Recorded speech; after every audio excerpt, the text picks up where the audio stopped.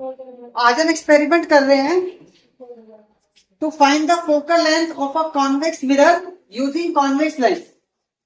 देखिए, जो convex mirror है उसके अंदर इमेज का जो नेचर है वो कैसा होता है, वर्चुअल। और अगर इमेज का नेचर वर्चुअल है तो उसकी इमेज स्क्रीन पे नहीं देख सकते, यानी डायरेक्ट कॉन्वेक्स मिरर की फोकल लेंथ निकालना पॉसिबल नहीं है। तो इसलिए हम कॉन्वेक्स मिरर की फोकल लेंथ फाइंड कर रहे हैं यूजिंग अ कॉन्वेक्स लेंस। तो कॉन्वेक्स लेंस की इमेज के नीचे क्या होता है, रियर, तो वहां पर इमेज हमें विजिबल हो सकती है। तो हमने सेटअप कैसे किया है, सबसे पहले कॉन्वेक्स लेंस लेंगे। इस कॉन्वेक्स लेंस के लिए ये आपका एक ऑब्जेक्ट है, ठीक है। तो ऑब्जेक्ट ये आपको जा रही है, तो ये रे कहीं ना कहीं किसी पॉइंट पर कन्वर्ज होगी। सपोज कॉन्वेक्स लेंस की वजह से ये रे कन्वर्ज होती है पॉइंट आई डैश पर।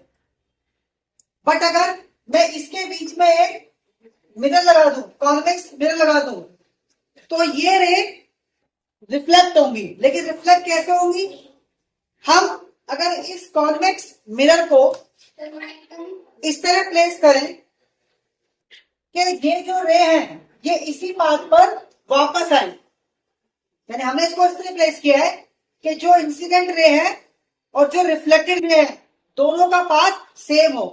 तो उस केस में आपकी जो इमेज है वो बिल्कुल वही फॉर्म होगी जहां पर आपका ऑब्जेक्ट है।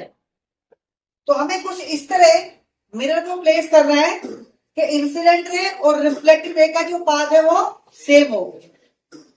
और अगर ऐसा पॉसिबल है तो ये रे बिल्कुल 90 पर इंसिडेंट होगी। कंडीशन क्या है, अगर ये इंसिडेंट रे और रिफ्लेक्टेड रे का पाथ सेम हो तो ये इंसिडेंट रे हमेशा 90 पर इंसिडेंट होगी। और अगर आप ये देखो कि कॉन्वेक्स मिरर में अगर कोई भी रे आपकी 90 पर इंसिडेंट हो रही है तो वो रे हमेशा कहां मिलती है, सेंटर ऑफ कर्वेचर पर। इसका मतलब क्या है कि यहां से ओ से टी तक का जो डिस्टेंस है वो क्या हो जाएगा, इसका रेडियस ऑफ कर्वेचर। तो अगर हमारे पास रेडियस ऑफ कर्वेचर निकल जाए तो we can find the value of focal length. Clear है। तो सबसे पहले आपको क्या करना है, आप एक कॉन्वेक्स लेंस लोगे, उसकी रफ फोकल लेंथ निकाल लोगे। रफ फोकल लेंथ हम कैसे निकालते हैं ये आप पहले एक्सपेरिमेंट में सीख चुके हो। सपोज इसकी रफ फोकल लेंथ आती है 20 सेंटीमीटर, राइट। तो आप ऑब्जेक्ट को प्लेस करोगे बियॉन्ड 40, 2f लेके चलना है, डिस्टेंस क्या लेना है आपको, बियॉन्ड 2f। तो अगर f आपका 20 है तो 2f हो गया 40, आपको बियॉन्ड इसको 40 प्लेस करना है, किसको, ऑब्जेक्ट को, ठीक है। और बिल्कुल कॉन्वेक्स लेंस के पीछे आप मिरर को प्लेस करोगे, राइट। किस तरह प्लेस करना है कि आपको ऑब्जेक्ट की जो इमेज है वो कैसे दिखाई दे, इन्वर्टेड। और ये कैसे विजिबल होगा, इस लेंस के अंदर आपको ये मिरर दिखेगा और मिरर के अंदर आपको क्या दिखेगा, ये inverted image.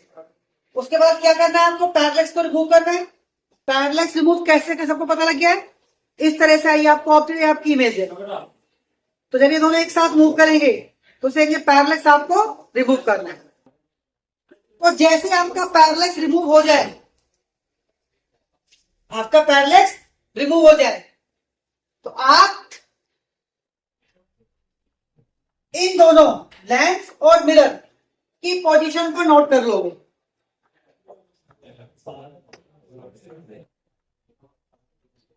Distance between convex lens and convex mirror, इसको मैंने क्या लेट कर लिया, x, राइट। ये आपका x आ गया। अगर आपको ये पोजीशन मिल जाए तो आप सीधा मिरर से इस पोजीशन के बीच का डिस्टेंस क्या लेट कर लोगे, r। तो आपको r फाइंड करना है, यानी ये पोजीशन फाइंड करनी है। तो इस पोजीशन को कैसे फाइंड करना है, आपने x नोट कर लिया, ठीक है। उसके बाद आप इस मिरर को रिमूव कर दोगे। अभी आप देख लेते हैं इस साइड से, जब आपने ये पैरेलक्स बनाया, अब नेक्स्ट स्टेप में आपने इस मिरर को जैसे रिमूव कर देना है। अब आपको इस साइड आना है और इस ऑब्जेक्ट का आपको इमेज बनानी है। तो आप प्लेस करोगे इमेज निडल, उसके ऊपर इमेज आएगी। Again you have to remove the parallax, आपको पैरेलक्स रिमूव करना है। जब आप ये काम करोगे, आप इस लेंस को नहीं शिफ्ट करोगे, आप सिर्फ क्या करोगे, इस इमेज निडल को शिफ्ट करोगे पैरेलक्स को रिमूव करने के लिए। ना ऑब्जेक्ट को चेंज करोगे, ना ही आपको लेंस को चेंज कर रहे हैं पोजिशन। आप सिर्फ किसकी पोजिशन करोगे, इसकी। क्लियर है? और जैसे ही ये बन जाए, ठीक है, जैसे पैरेलक्स आपका बन जाए, उस डिस्टेंस में क्या ले लोगे आप, v।